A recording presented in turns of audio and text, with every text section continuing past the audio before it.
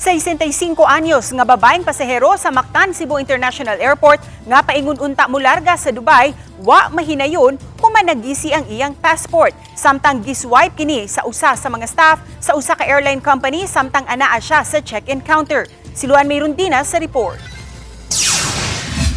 Niani og kapin sa 3,000 ka mga shares, kapin sa 2,000 ka mga reactions ug kapin sa 700 ka mga comments ang post sa OFW nga si Faith Pamsola ni adtong Abril 24.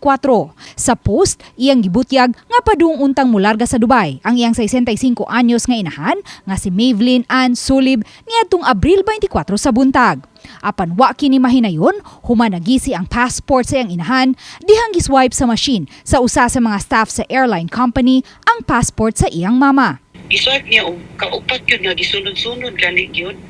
Anak 1 2 3 4 anak pagkahuman ibarog siya dito siya sa likod sa iyang counter, ibarog siya dito niya ingon din siya nga, ma'am gawas mo ma'am, bulat lang mo dito, tawagon ra ka. Pero ma'am, ngano ka niungot sa machine? Di ba binuhatan man sa tao ngano niungot sa machine? First swipe wala ni read, second swipe wala ni read. Mao gisunod-sunod niya og swipe para in case ma-capture sa scanner, di ba? Og wala ni read first time, second time. Di ba lino ta siya lain machine? Ngano i-take risk man niya ang passport sa tao, di ba? Nga official legal document man. Ang mga staff sa naaswing airline company igo lang matud pang nagsorry ug misaad nga tabangan ang iyang inahan nga si Mavelyn nga makakuha og bag-ong passport. Mayo 6 ang birthday sa iyang inahan nga si Mavelyn ug adto unta kini mag-birthday sa Dubai uban sa iyang mga anak. Nauna na mo, dili na guro siya maka-birthday din ready na gud tanan ma'am, nag-book na mig hotel para party niya, mga regalo niya. Kunya sayo no sa sakrata yung ingon nga, ay sorry ma'am, sige ka nang tibira, i-rebook ra na mo, kami ra mo bayad sa passport, pero it's more than that man good ma'am no, diba?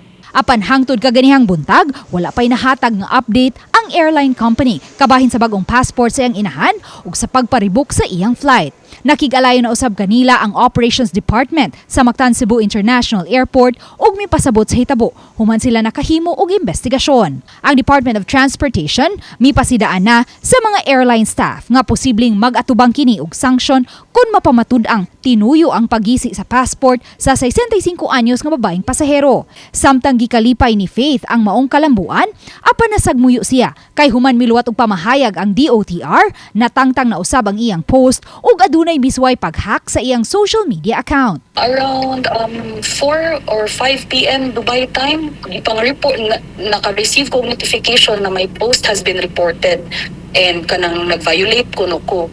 So feeling na ko mga anak ko mga friends, kasi like, mas report na ila. Ang naaswing airline company, wa pay giluwatang pamahayag hangtod sa pagkakutlo ning balita. Apan karon lang yung hapon, nipada og mensahe si Faith Pamsola sa RTV Balitang Bisdak ug nipahibaw nga nanawag na ang taga DFA nga ready for pick up na ang passport sa iyang inahan nga si Mavelyn. Nanawag na usab kanila ang taga Cathay Pacific Philippines ug misaad nga sila ang moabaga sa tanang cost sa new passport ug new visa ug sa rebooking sa flights. Ug ila na usab nga giimbestigahan ang hitabo.